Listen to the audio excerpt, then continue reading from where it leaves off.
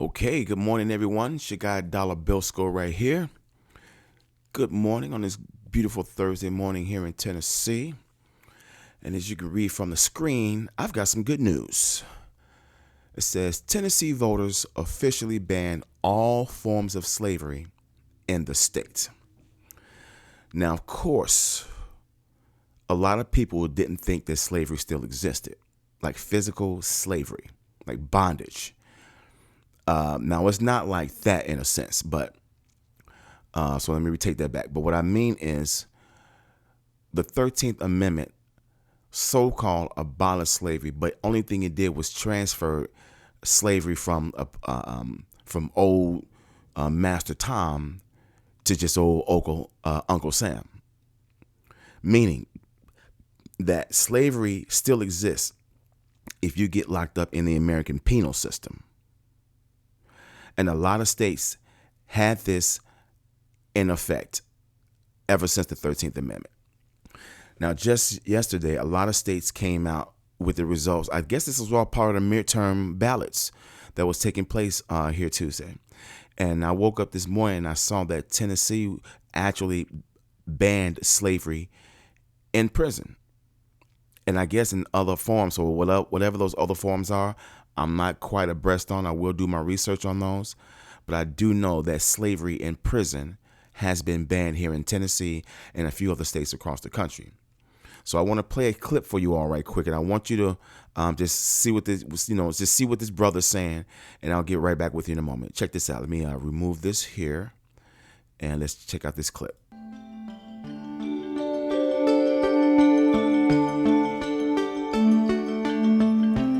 So prisons in America specifically are some of the biggest, most dysfunctional businesses we have in our society. And they're business because of the cheap and free labor. When you read the 13th Amendment, that basically was the amendment that broke through slavery and freed the men and women who were enslaved at the time, there's a clause in there that allows for the re-enslavement of people in the event that they're convicted of a crime. And so in prisons throughout our country, you have people who are working for basically free. And if they're not working for free, they're working for wages that if we saw that happen in another country, we would be very critical of. Yep. When I was in prison, I worked for 17 cents an hour. That was my starting rate working in the kitchen. But there's also big corporations who invest in prison labor. Yep. Because they can get this labor for $1.50 an hour. And then the sad part about it is that in turn, they don't even hire these men and women when they're actually released from prison.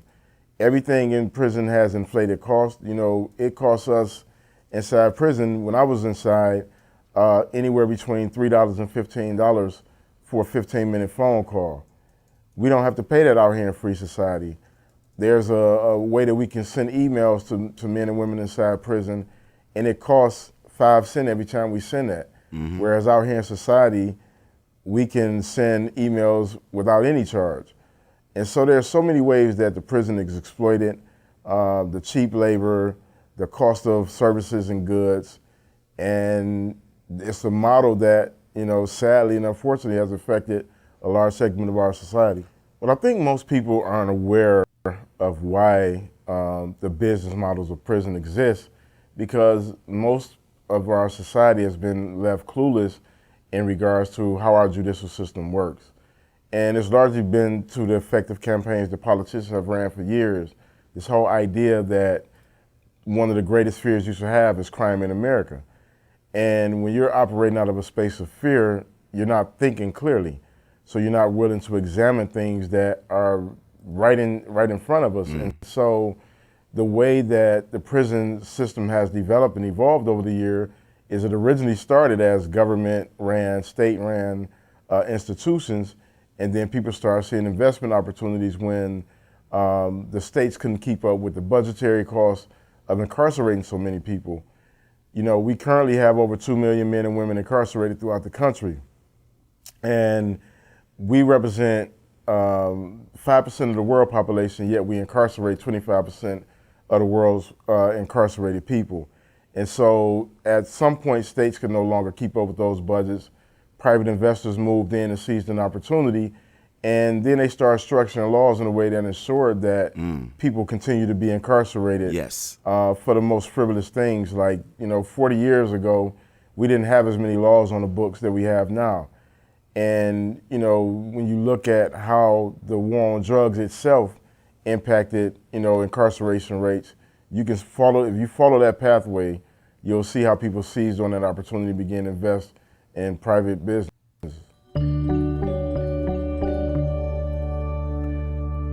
Okay, there you have it. The brother pretty much broke it down just like that. I have friends and family who have been locked up in prison here in recent years, and they tell me all the horror stories of working cheap labor, all right? They're in these institutions making things that we take advantage of every day, all right? They make lingerie, all right? They make baseball caps in jail. They even make products for IKEA in prison. Picture that. He said that a lot of major corporations invest in that cheap labor that they can get from prison, paying cats not $100, but $1.50 an hour at the most. I remember back in the day, cats was getting paid 12 cents an hour, 20-something cents an hour in jail. And that's when they were just making plain old license plates. Now they're making canoes. All right. They even make those human silhouette targets that they use for target practice. They're making those in jail too. For very, very cheap labor. And he did say something that made a lot of sense. At the rate that they're paying these guys for making these items for these major corporations, we would scream on that if we saw that another country was doing that. Like at a sweatshop, a third world country, paying people pennies on the dollar for making iPhones. Because there's been cases in parts of Japan where some of the iPhone factories are, where they had to actually put up safety nets around the buildings because people were committing suicide. They have pictures of people chained, well, not pictures, but I think there are pictures floating around of people in those factories chained to their desks, chained to their stations, making items that we take advantage of here in America. So yeah, that type of stuff would most definitely be frowned upon when we see other countries doing it, but it's happening right here at the same time, just behind bars. We look at prisoners as disposable. They've messed up their chances in society, and now we just have to minimize them to this. Now, I'm not going to condone anything that a prisoner's done. Whatever you've done to get in there, not all cases, because there are some people who are innocently locked up. So let me make sure I put that out there. But those who have committed those crimes, and a lot of those crimes have been atrocious crimes, you deserve to be where you are. You do. And I'm not saying that you deserve to make an average $30 an hour or $15 an hour. But that is slave wages. And I'm going to tell you this too. What I've been told by a lot of friends, family, loved ones who've been locked up in jail, like the brother mentioned, they're taxing the hell out of prisoners. And it's very costly on families. Imagine you got someone who's been sentenced to prison for 20 years, and you are pretty much their only source on the outside. And then they're calling you collect. That shit costs. They need money sent on their books for commissary. That shit costs. Things in commissary cost. So they got these corporations making these deals with these prisoners. So an average Snicker in the joint is probably going to cost you $3 damn. Hey, and if I'm wrong, anyone who's out there listening who's been in the joint, comment. Put your experience right in the comment section. Let's go back and forth on this. All right. They sell TVs in the joint, but they have to be the clear ones. Well, that was back then. I think they can still do that now. I don't know if they allow the cats to have flat screens in their cells, but they did sell at one time the old school fatback televisions, but they had to be clear, meaning the casing of the television had to be see-through so no one would sneak any contraband or anything like that when that TV was brought into their cell for that inmate. All right. A lot of things in prison will cost you damn near double, if not triple, what it will cost in the free world. And that's because these major corporations have found ways to get contracts with prisons, and they can go ahead and sell them Doritos, Snickers, noodles, things like that. Even beef jerky, beef sticks, meats. I mean, things like that. These guys are in jail eating good, but you got to have that commissary to do that. So it costs money to survive in prison. You feel me? It costs straight up cheese to survive in prison, man. All right, now check out this other clip from CNN's Christiane Amanpour, if I got her name right. But this is a very interesting clip about the 13th Amendment. Let's go. Listen, may I just start by reading the relevant part of the 13th Amendment and get you to explain why it has been such a sort of a misnomer. So it says, in part, neither slavery nor involuntary servitude, except as a punishment for crime whereof the party shall have been duly convicted, shall exist within the United States or any place subject to their jurisdiction.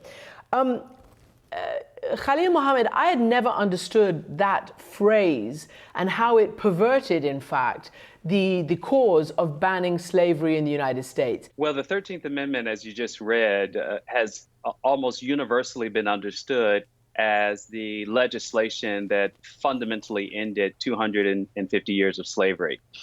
And therefore, the slavery loophole, which is the clause for punishment as a crime, has never really gotten the amount of scholarly or legal attention that it deserved.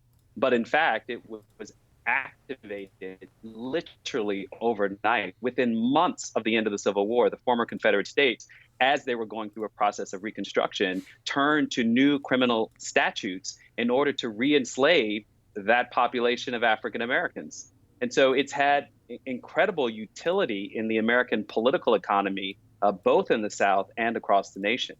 So let me then turn to Deborah Peterson Small. Why do you think that language was used there and continues to this day? Well, I think the thing that we have to remember essentially is that racism is a product and in support of capitalism. And even though and that slavery was basically a capitalist enterprise. And so from the very beginning of the period after which Black people were legally no longer enslaved, the same economic forces were looking for ways to continue to profit from free labor. Mm-hmm. And so this exception in the statute regarding the ability to punish a person for conviction of a crime created the perfect opportunity. And I think it's important to remember that the kinds of crimes that Black people were being locked up for and convicted of were things like vagrancy, like stealing a pig, like doing basic kind of survival crimes or misdemeanor offenses, many of the same kinds of things that are currently being used by our prison industrial complex to support mass incarceration.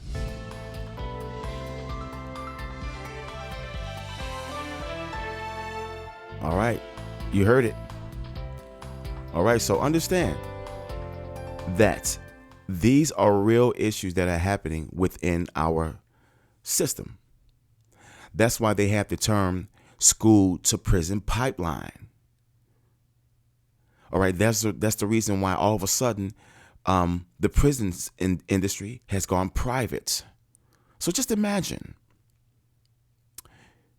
Jay-Z and Beyonce. They have businesses. Let's just say, I'm just going to throw some stuff out there. Let's just say they own a chain of chicken restaurants. They own jewelry. They own clothing, record labels, and also they own a prison. Now, most states are going to guarantee a 98% conviction rate. This is for real. So depending on what state they set their prison up in, they're going to guarantee inmates. You ever heard the term, they can lock up a ham sandwich? Yeah. Depending on whatever they want to put the charge on and who that attorney is and the state and the judges and the jury, a ham sandwich can be sent to the fucking electric chair. Okay? So just imagine a young kid, 13 years old, in the hood.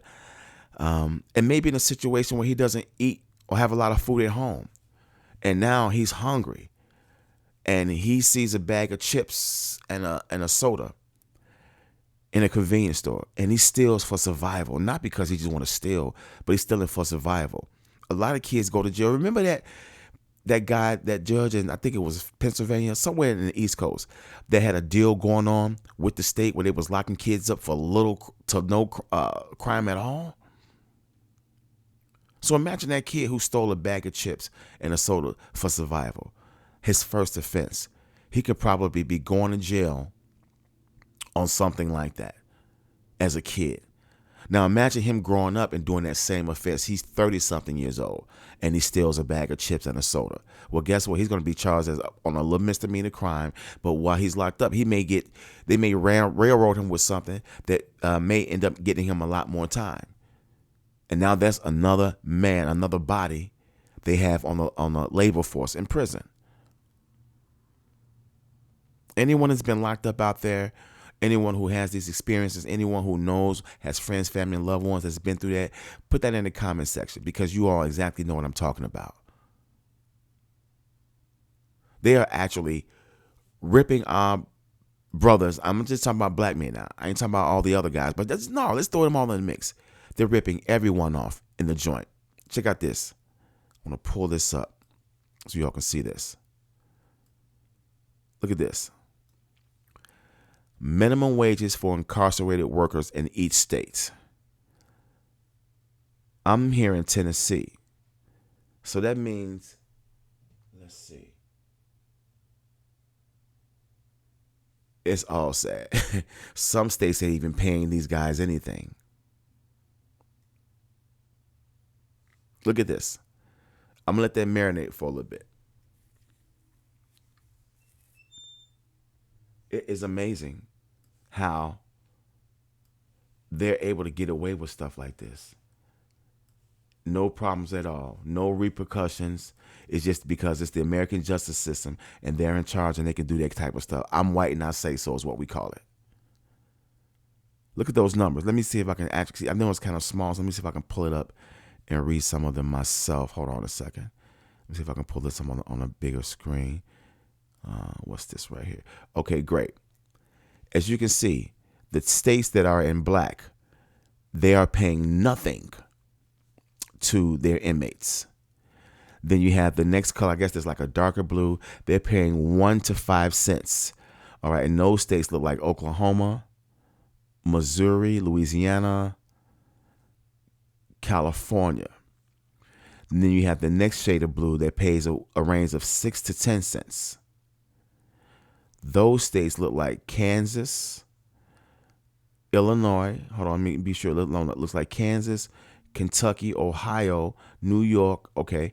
The next shade of blue is 11. Let me look at these wages, 11 to 15 cents an hour. And that's in states like Illinois, Wisconsin, Michigan. All right. Then you have the next shade of blue, 16 to 20 cents an hour. That's in states like Montana, Idaho, North Dakota. 21 to 25 cents an hour. That's the next shade of blue. That's in states like South Dakota, Minnesota, Vermont, New Hampshire. All right. Then you have the range of 26 cents to 30 cents. That's in states that looks like, excuse me, I think that's Alaska. All right. Then you have 31 cents to 35 cents. And that looks like Virginia, Colorado, and Wyoming.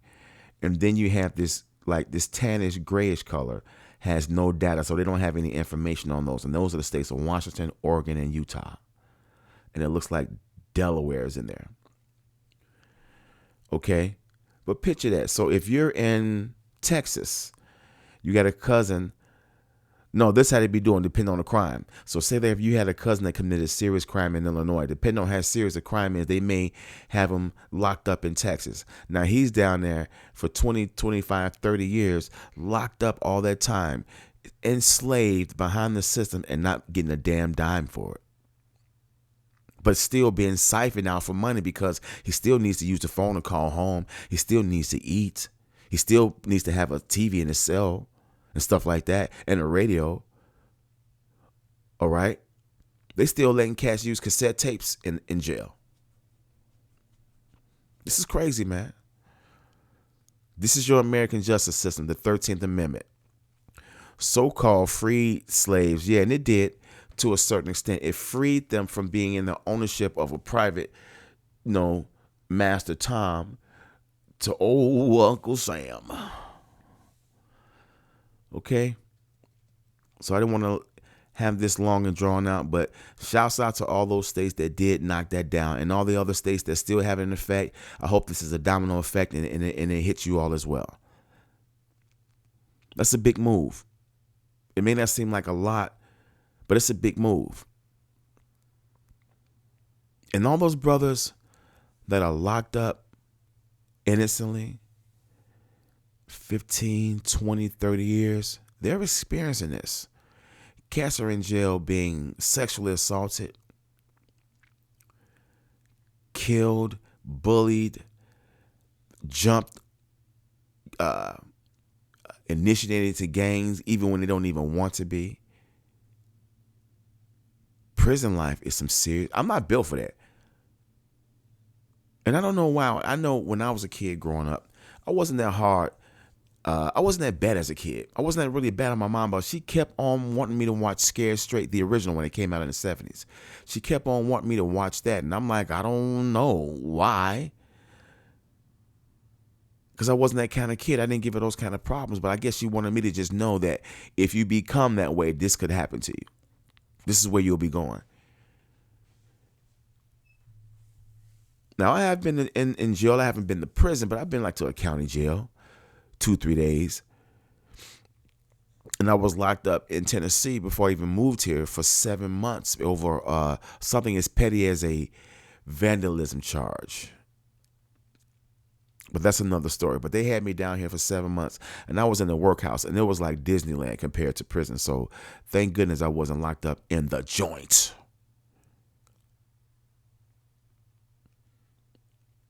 But most definitely, I want to play that one clip again about what the brother was talking about, because that's real serious. Let me pull this up one more time because I was really into that. Now pay close attention. So prisons in America specifically are some of the biggest, most dysfunctional businesses we have in our society. And they're business because of the cheap and free labor. When you read the 13th Amendment, that basically was the amendment that broke through slavery and freed the men and women who were enslaved at the time, there's a clause in there that allows for the re-enslavement of people in the event that they're convicted of a crime. And so in prisons throughout our country, you have people who are working for basically free. And if they're not working for free, they're working for wages that, if we saw that happen in another country, we would be very critical of. See, I just read the chart breakdown of what most states are paying in their prison systems to inmates to do things like make items for IKEA, to make lingerie. It's gone beyond license plate and breaking rocks. Okay. And he is absolutely right. When we see other countries doing that, remember back in the days when Kathy Gifford, the old TV show host, was caught up in a scandal because she had a product line. I think it was either sold by Target, Kmart, or Walmart. I forget, one of those big box stores. But it was like rumored or alleged that her items were being made in a sweatshop. And America was in a rage because they couldn't believe little Chinese or Vietnamese or wherever it was at the time, alleged, that you can't be paying these people these small wages for what they're going through. But these things happen over there. But we don't like it when it's over there. But we say nothing when it happens here. Oh, well, they're in jail. They deserve it. Some of that might be true to a certain extent. But what if you're locked up in Texas? You're actually a slave in Texas. You're actually a slave down there. So that's how that turns out. But let me play the rest of this. When I was in prison, I worked for 17 cents an hour. That was my starting rate working in the kitchen. But there's also big corporations who invest in prison labor because they can get this labor for $1.50 an hour. And then the sad part about it is that in turn, they don't even hire these men and women when they're actually released from prison. Damn. So they're in prison making iPhones and furniture for IKEA and other major items that, again, we take advantage of each and every day. They get released and they try to go apply that skill to the actual company and they don't even get hired. Where they can actually make a real wage.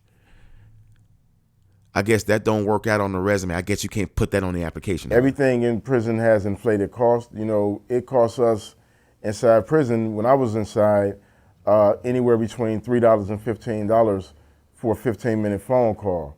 Damn. We don't have to pay that out here in free society. There's a way that we can send emails to men and women inside prison, and it costs 5 cents every time we send that. Whereas out here in society, we can send emails without any charge. Charging 5 cents per email. Now, vision that inmate that's tech savvy and sending the shit out of email. Or he's probably just doing, or they just probably doing an email blast. And so there's so many save ways that themselves the some money. prison is exploited, the cheap labor, the cost of services and goods, and it's a model that, you know, sadly and unfortunately has affected a large segment of our society. But I think most people aren't aware of why the business models of prison exist, because most of our society has been left clueless in regards to how our judicial system works. And it's largely been to the effective campaigns that politicians have ran for years.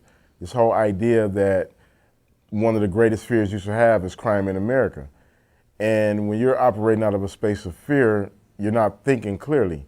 So you're not willing to examine things that are right in front of us. And so the way that the prison system has developed and evolved over the year is it originally started as government-ran, state-ran institutions, and then people started seeing investment opportunities when the states couldn't keep up with the budgetary costs of incarcerating so many people. You know, we currently have over 2 million men and women incarcerated throughout. Hold on, let me pause that right there. You heard what he just said. He was actually saying in so many words, that was the time when the prison industry went private. So now you have industries or companies like CCA, Core Civic America. I think they changed their name because they went through so much scandal. That's a private institution. That's a private prison. One of the biggest and well-known in the United States. So he may have been referencing them as well. But that is actual and factual. So imagine a private tycoon, you know, who has major businesses, skyscrapers built all over the damn world, and now he and his investors own a damn prison. You know they want their money. You know they expect a return on their investment.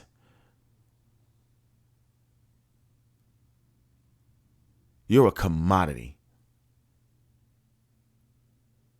You're still being sold on the market.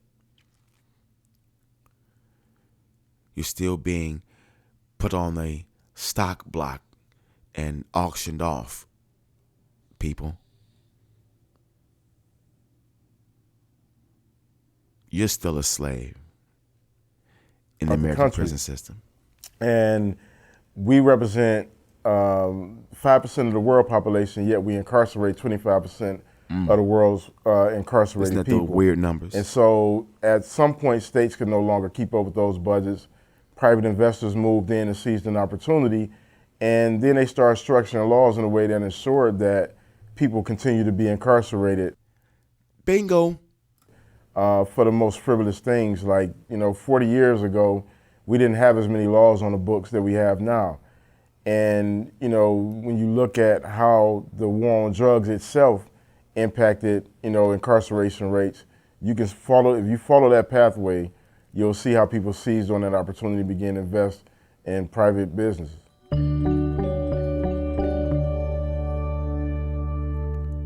Well. That was it for me right quick, y'all. I just wanted to share that little bit of information and breaking news with y'all. Shouts out to all those states who voted that out of their system. Any form of slavery is no good. Okay? Most definitely shouts out to the state I'm in, Tennessee, for doing that. If you got a friend, family, or loved one that's locked up in any of these states that's paying little to nothing, help your family out, man. I know it could be a burden when they call and collect. I know it could be a burden when they need money for commissary. I know it can be a burden.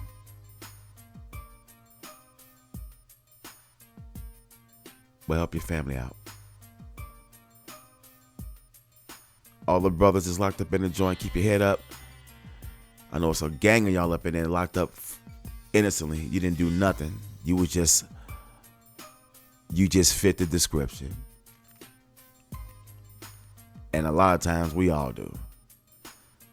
Black men, our young brothers, sons, nephews, our uncles, fathers, grandfathers. Hey man, what black man who ain't been tainted with a jail record? Even Carlton on The Fresh Prince got locked up. It may not have gone on his record, but he has the experience of being locked up in jail. So all of us gonna individually see the joint. If you leave this earth without going to jail as a black man, you've done very well. All right. And I'm not saying that to be funny either. So again, shouts out to all the brothers in the joint. Keep your head up. Hope you get out and do something productive with your life and don't do things to keep going back. I got some family, man, they can't stay out the joint. I mean, they get out in August and go right back in August of the same year. You know, they get out August 3rd and be back August 23rd. You know what I'm saying? I don't get it. The back and forth in joint in the jail system. The back and forth in the jail system. The back and forth in the fucking jail system. I do not get it, brothers. So much to the point where the judge knows your face, knows your name. When he tells you, I need you to be back. We got to cut that shit out, man. We got to cut that shit out. All right, it's your guy, Dollar Bill Skull. I'm out this stinking joint. And as I always say, it's FBA versus everybody. Protect and preserve the culture. Peace.